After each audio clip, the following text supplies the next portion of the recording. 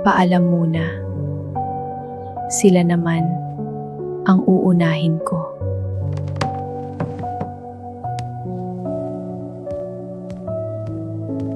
Magandang umaga, Ineng. Nandyan ba ang tatay Nestor mo? Wala na po si tatay dito, kuya.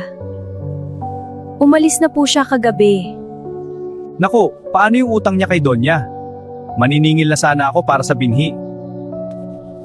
Ako na po ang magbabayad ng utang niya. Pangako po, babayaran ko sa susunod na ani.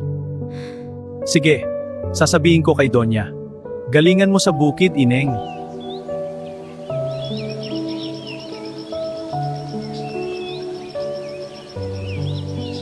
Tayong dalawa na lang ngayon, Tiyaga. Tulungan mo ako, ha?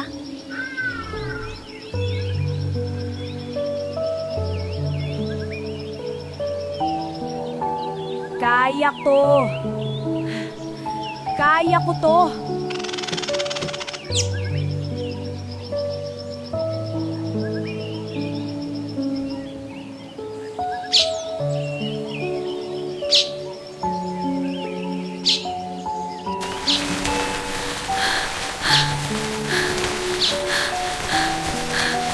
Kaunting tiis na lang. Malapit na matapos ang hanay na to.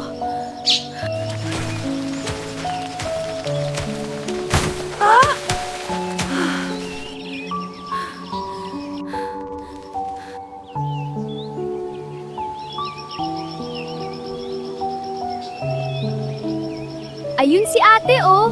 Ate Ligaya, magmerienda muna tayo.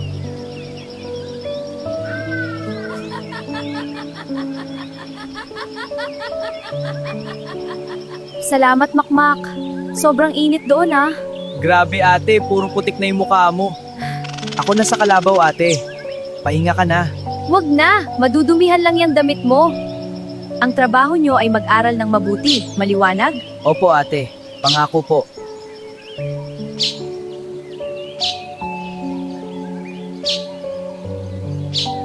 Ate, para kang naghilamos ng putik. Naku, ang dumi-dumi ko na ba?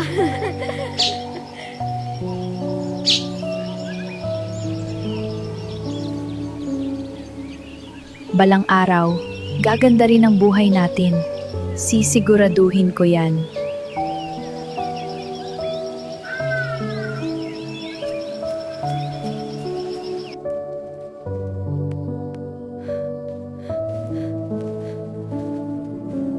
Para sa pamilya, kahit anong putik, susuungin ko. Para sa kanila,